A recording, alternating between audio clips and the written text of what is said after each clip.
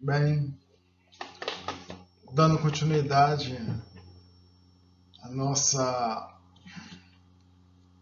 aula, né, sobre poesia, lembrando o Márcio Lírio, o professor Márcio Lírio, ele vem dar continuidade à nossa aula de poesia. Iniciamos a aula passada falando sobre a questão da poesia, tudo aquilo que comove, que sensibiliza e que desperta sentimentos. Falamos sobre a definição de poesia, de um gênero literário, né, caracterizado pela composição de versos estruturados e de forma harmônica. Isso aí foi tratado também. Falamos sobre um pouco do histórico da poesia, que ela surgiu de um termo latim, a palavra poesia é um termo latim, né, com conceito grego. Ela surgiu na Grécia. A arte de escrever em versos tem o poder de modificar a realidade. Então, esse X é questão aí de mudar, modificar a realidade é algo que a gente tem que sempre estar mudando em nossa vida, algo, né? Para a gente não ficar na mesmice.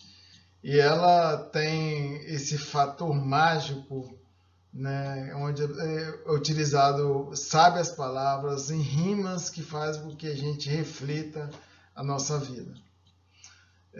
As poesias, elas costumam ser cantadas, né, e não escritas, até porque na época as pessoas não tinham conhecimento suficiente, nem todo mundo sabia ler, sabia escrever, e lá na época da Grécia, lá eles utilizavam a forma cantada para as pessoas memorizarem melhor, né, a fala, e também é uma forma de atrativo, né, conquistar mais pessoas para que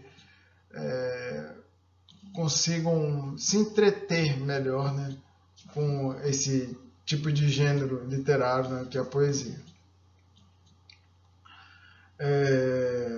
Os principais poetas a gente falou, de todos eles, Homero, Safo, Eurípides, Platão, falando sobre a questão das epopeias, né, de Homero, o momento, questão do período homérico, né, onde nós podemos constatar aquela questão dos modelos heróicos, né, onde você observou aquela questão da expressão da virtude, como prudência, astúcia, coragem, vinha em forma de poesia para atrair, para as pessoas ficarem mais emotivas, né? E aquilo que eu iniciei no início da aula passada, que poesia é sensibilidade, né? Poesia é sensibilidade, despertar sentimentos. Então, falamos também na aula passada a questão de a função social da poesia, que ela é encontrada, né, em escritos antigos, e ela tem a função didática, né, a função social da poesia.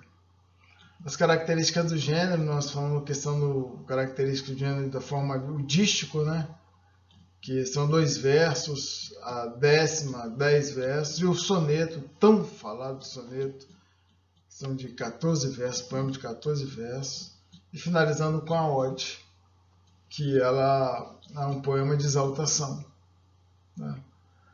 E hoje a gente inicia a nossa aula falando sobre a poesia lírica. Poesia lírica é um dos gêneros que a gente pode colocar aí, das características de gênero que a gente pode evidenciar, né? Vamos dar um prosseguimento com ela. Poesia lírica. O que é poesia lírica? Poesia lírica é uma poesia que consiste em uma forma de expressão de sentimentos. Primeira definição de poesia, a gente caracterizou tudo aquilo que comove, que sensibiliza, que desperta. Então, a lírica, ela também é uma forma de expressão de sentimentos, das emoções, dos desejos, dos conhecimentos, enfim, da visão do mundo de alguém. Em nome veio do fato dos gregos citarem poemas em nome da lira. Lira é aquele instrumento, né, de cordas, muito que atraía muitas pessoas pelo toque dela, uma coisa muito toca nas pessoas. Então, a lírica, a própria lira envolvendo com a palavra lírica da poesia. Como é a poesia lírica? Lírica é a qualidade de algo sentimental. O próprio nome do instrumento lira, instrumento de corda, que também sentimental, que se destaca pelo seu excessivo sentimentalismo. Na literatura, o gênero lírico consiste basicamente na poesia, texto em verso, formado por 4 principais aspectos. Aí temos que fazer agora uma ênfase aqui nesses 4 principais aspectos que estão relacionados à questão da lírica. É o eu lírico, né? A gente vai tratar mais à frente a questão do eu lírico. A subjetividade, que não é objetivo, mas sim subjetivo, e vocês vão entender o porquê de ser subjetivo. O lirismo, que está ligado à sentimentalidade, e a musicalidade das rimas. Musicalidade de você fazer uma coisa que não seja muito cansativa, senão ninguém vai querer ouvir. Então, a musicalidade. Como identificar uma poesia lírica? Na poesia lírica, o poeta fala diretamente ao leitor, representando os sentimentos, estado de espírito e as percepções dele ou dela. O poema funciona como uma fotografia, registrando emoções, sentimentos do eu lírico, isto é, a voz que manifesta o poema. Então, só para frisar, né, a questão do sentimento é algo que está exacerbado na poesia lírica, né? E através dessa exacerbação desse espírito, desse sentimentalismo, a gente pode observar também a questão do eu lírico, né? Que é o próprio eu lírico que se manifesta no poema. Agora, o que é o eu lírico? Né? O eu lírico. Você pode... Bacana aqui na figura, né? A gente lembra muito do Fernando Pessoa, aquele grande poeta, né? E ele... aquele singelismo dele, aquela forma introspectiva, né? O eu lírico é algo que está bem vivo, né? Observável isso. Então vamos lá. Na poesia lírica, o que é um dos 3 que eu falei, a subjetividade, o lírico, né? Então, o que é o lírico? O eu lírico é o nome que se dá à voz poética, ou seja, que expressa emoções, sentimentos. Que voz é essa? Pensamentos, opiniões em uma poesia. Portanto, a poesia de Camões, por exemplo, não é o poeta Camões, um homem de carne e osso que se expressa, mas é o seu eu lírico criado por ele. Então ele cria um eu lírico para expressar todo o seu sentimento. Ele bota tudo para fora, tudo aquilo que ele tem ali, entendeu? Então, assim, é uma forma diferente de expressar a poesia. Não é ele, é o eu lírico dele que põe tudo para fora. Então, através de rimas, através de estrofes. Então, isso é muito importante para a gente estar começando a entender a questão da poesia lírica. Um exemplo que a gente pode estar passando aqui para vocês aqui agora é um poema de Mário Quintana, que é Rio dos Cataventos, onde ele expressa nele que a minuciosidade, coisas minuciosas, né? Cada detalhe que ele observa e ele transparece isso na sua poesia. Mário Quintana, um dos principais, um dos maiores poetas brasileiros, ele contribuiu enormemente, né, para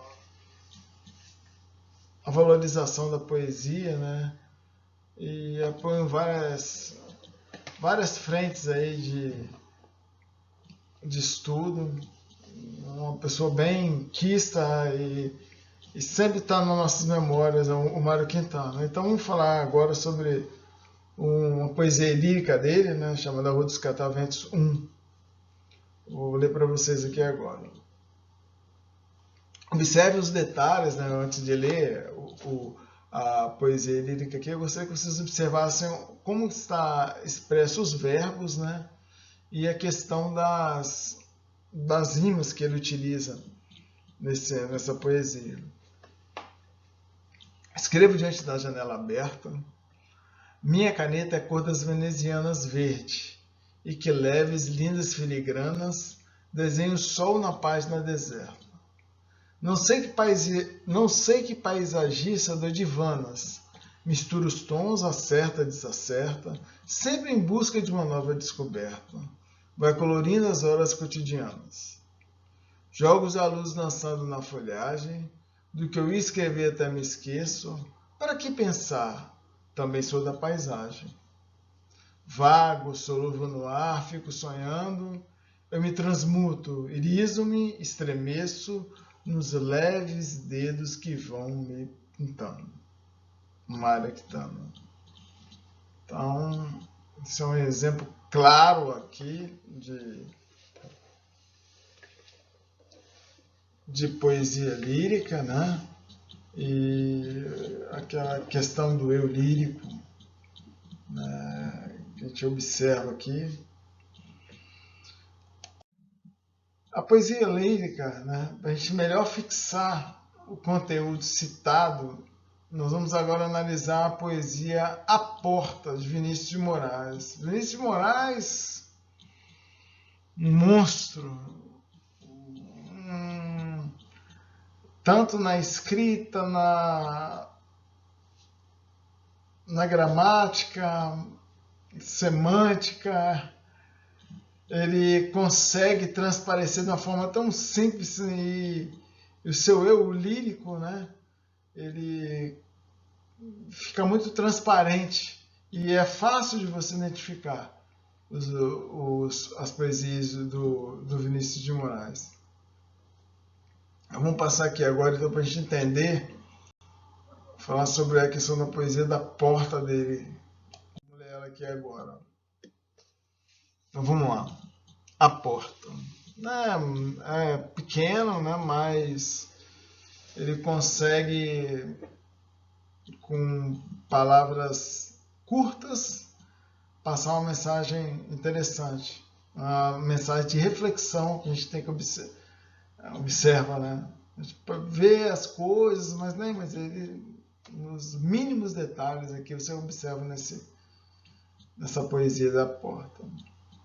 Eu sou feita de madeira, matéria morta, mas há uma coisa no mundo mais viva do que uma porta.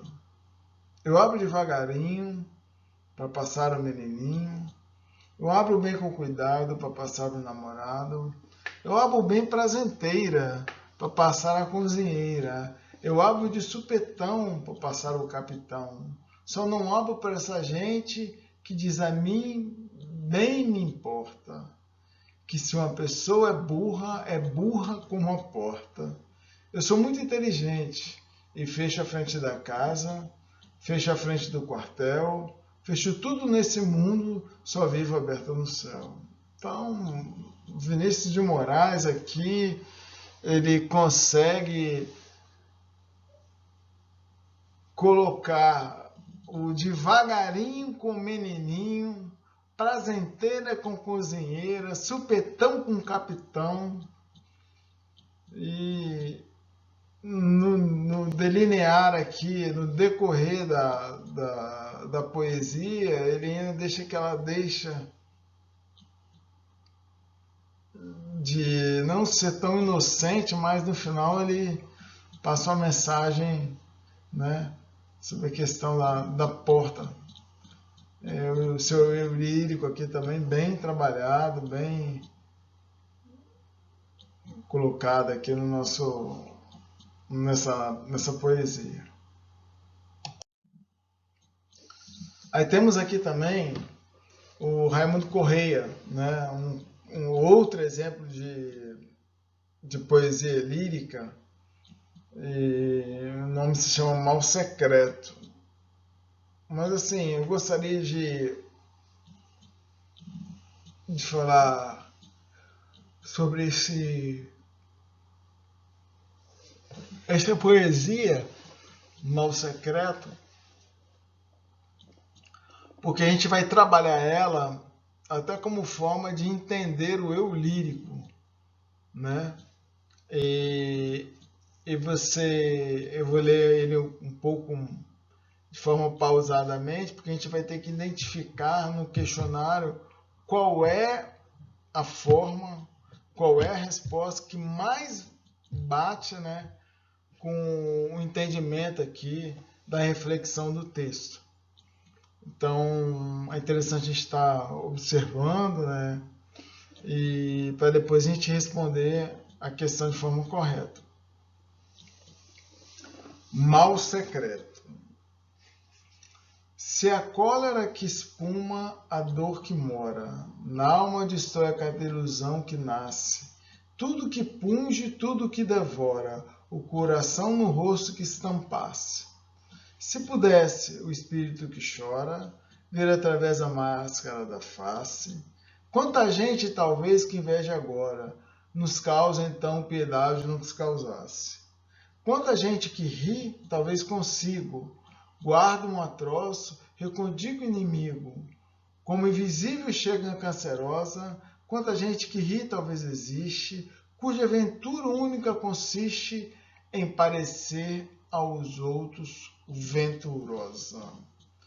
Então, Raimundo Correia, né, ele fala, se a gente observar, uma cólera de espuma, que dor que mora. Então, ele está falando uma dor, é um sentimento, né?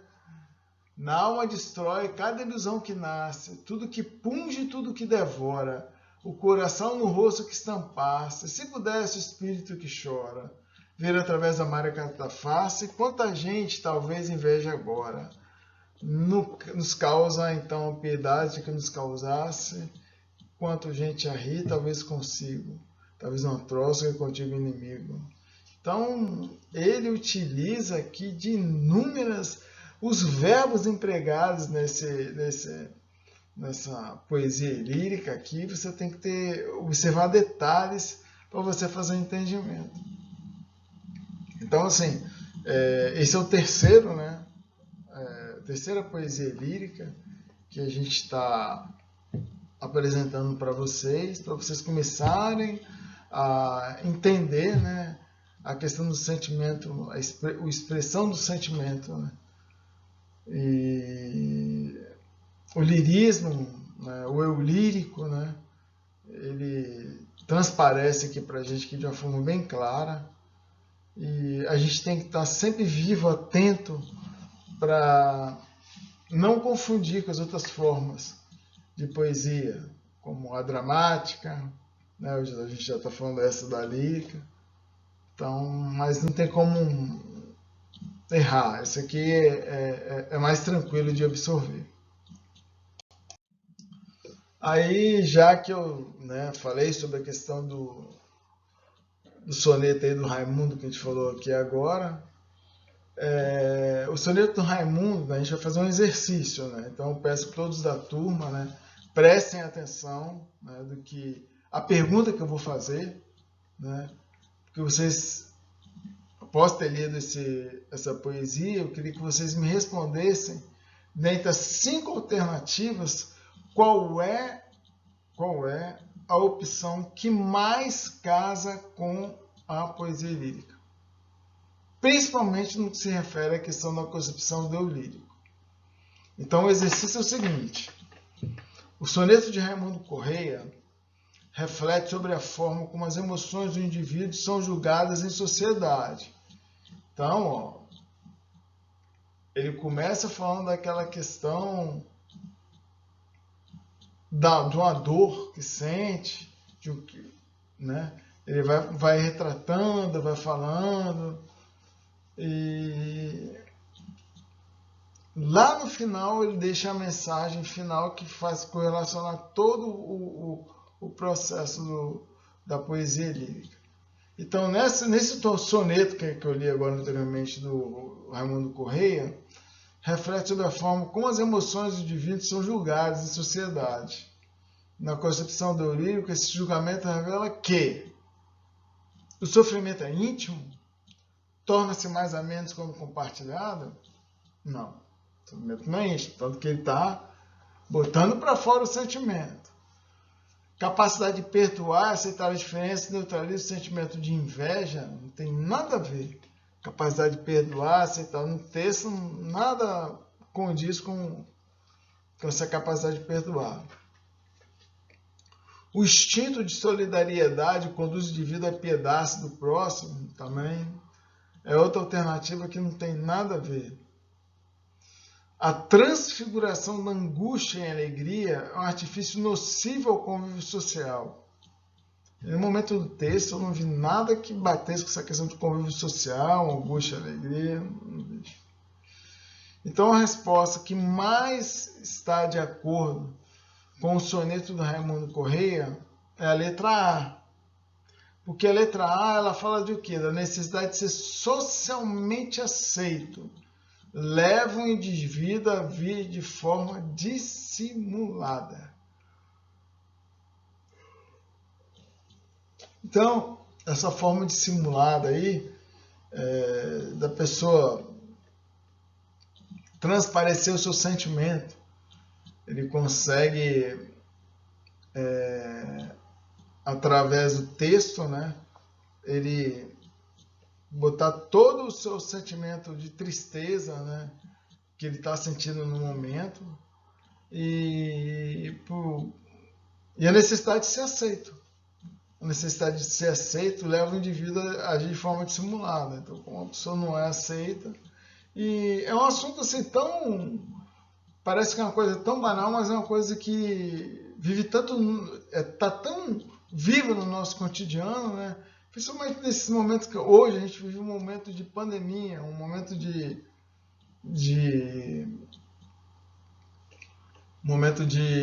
isolamento, né? Então, cada vez mais você está isolado, cada vez mais você está sozinho.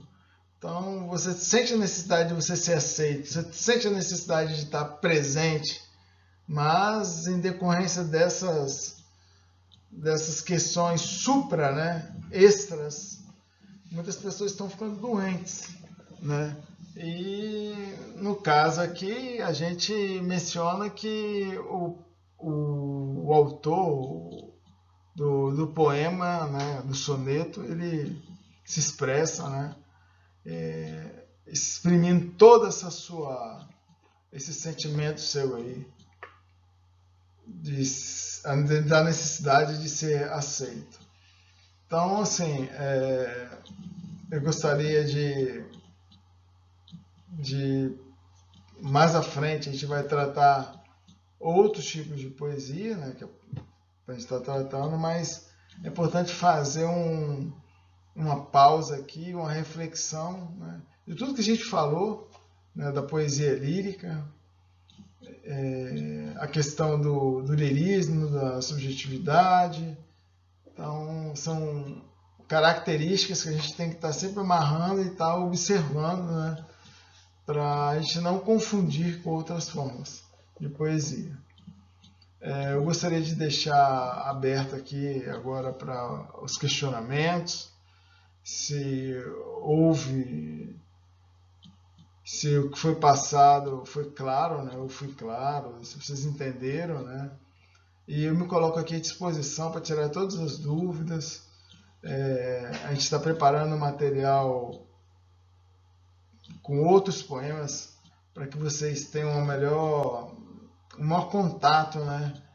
E separei também alguns livros na biblioteca para que vocês possam lá e estarem estudando melhor.